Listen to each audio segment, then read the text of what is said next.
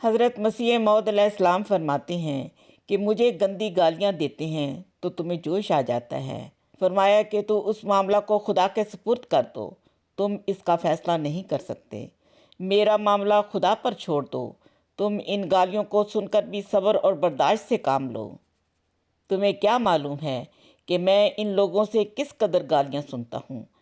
اکثر ایسا ہوتا ہے کہ گندی گالیوں سے بھرے ہوئے خطوط آتے ہیں اور کھلے کارڈوں میں گالیاں دی جاتی ہیں۔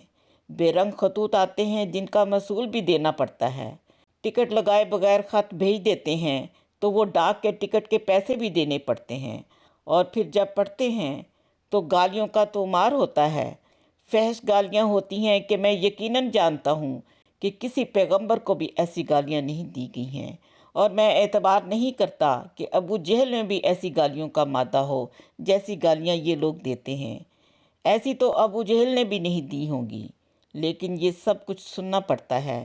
جب میں صبر کرتا ہوں تو تمہارا فرض ہے کہ تم بھی صبر کرو۔ درخت سے بڑھ کر تو شاخ نہیں ہوتی۔